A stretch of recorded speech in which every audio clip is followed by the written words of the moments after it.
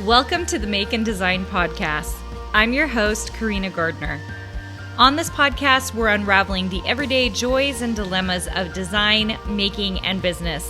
For makers who want to be designers and for designers who are makers, this is your inside scoop to help you grow your business and bring more creativity to your life. It's Valentine's Day, and I know there are lots of people who hate this day, but I love this day. I love this day because I think you can reframe this day to be anything you want it to be as long as it's about love. And to me, there's a lot of things in this world to love. So that's where I'm headed today. Whether you have a special somebody or you need to love yourself, today I want to talk about loving your own style. And I mean, we could talk about, I'm sure there are tons of podcasts out there talking about loving yourself and self-care and loving others and all that other good stuff.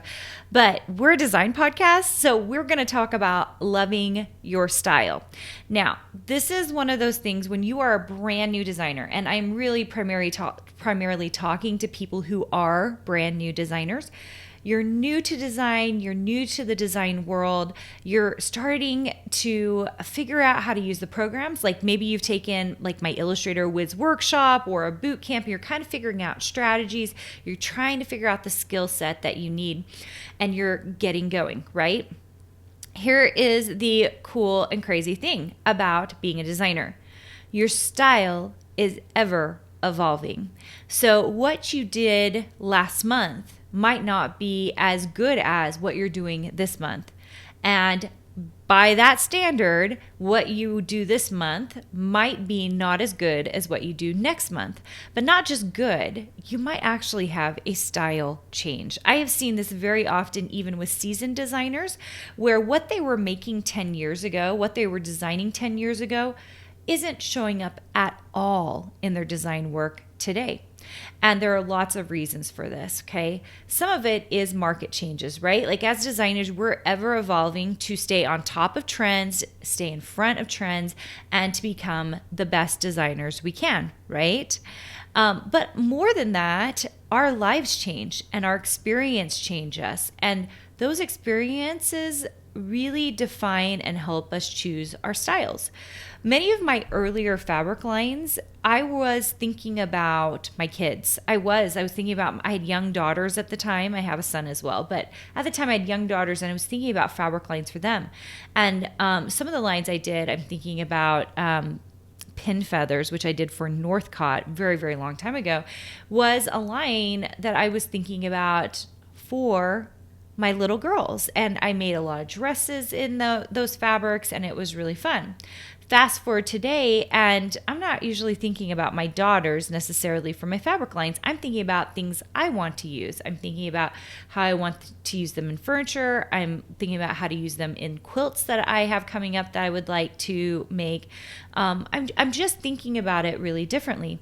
And because of that, our style changes, right? We develop and change a little bit, okay?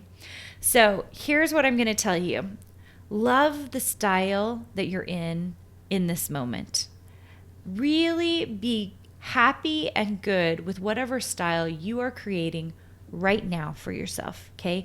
By doing that, you will only, first of all, have an abundance mindset about your style, and moving forward, as you change your style and you get better at what you do, you are going to really lean into whatever that style is. Now, some of you might say, but Carina, like my style is so quirky, or I really love like a certain thing, like a certain icon. And I'm going to tell you that's okay. It is more than okay. If you are a quirky designer and you have, actually this just happened, someone turned something in and it felt like that person. It felt like that member. The member who turned it in was quirky and fun and had like kind of like an irreverent humor. And they turned it in and I was like, oh my gosh, this is totally you. And she was like, thank you. It feels like me. And I'm like, that feels authentic. That feels authentic, and it feels like part of her style, okay? So like her, like bringing herself to the table. Style can also be indicative of the colors you like to use, right? I remember when Siri, who's my oldest, was born, I was really into mint green. That was the color. I loved that color. I did mint green for her entire her nursery, like her bedroom was all mint green. Like, that's okay. Like, whatever colors that are soothing to you, that you are loving, you get to use those. You do. It's part of the fun and it's part of your current style. That was my mint green phase. I also went through a turquoise phase, right? Like, it's like every phase brings your style to what it is today. So go ahead and love, love, love the style you're currently in, and also be okay if it's time for a change. If you want to make a change in your style, you're changing your colors that you're liking to use, you're changing the look. Maybe you went from super duper clean to now distressing things a whole bunch. That's okay. It's still all part of who you are. People get kind of stressed out. They're like, well, I'm a designer and I'm known for this, and I don't feel like I can change it. And I'm just going to tell you right now, that is the wrong way to think about being a designer. Do what you like.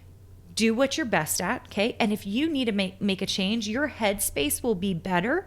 Your headspace will be so much better if you do what you really like and what you're excited to do, okay? So love your style. I hope you have a great Valentine's Day. And by the way, if you have not come in and checked out Ink Club recently, we have made some amazing, fun changes to the program.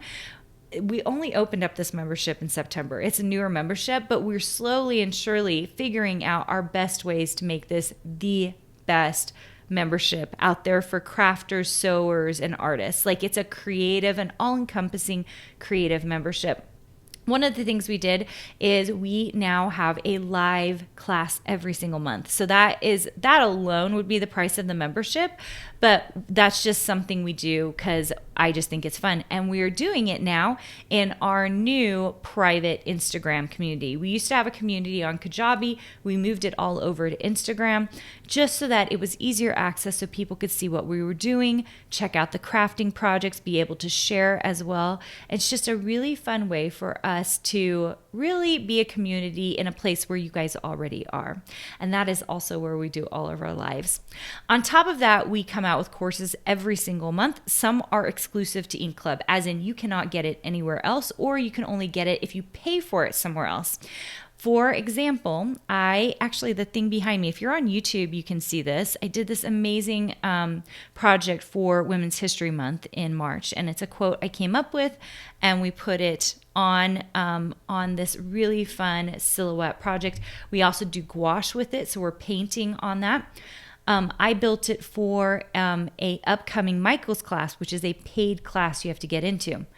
However, I gave it to Ink Club as an exclusive this month. So it's actually one of 6 sets of downloads.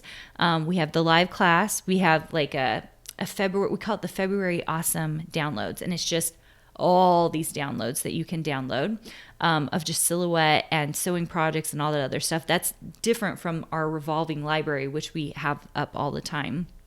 And then this month we're doing a quilt block that is a heart, because why not? Because it's fun.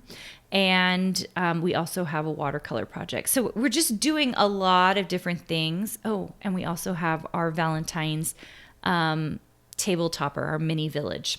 So it's just like we're always doing a lot of different things, trying to make it really fun and making the membership fun.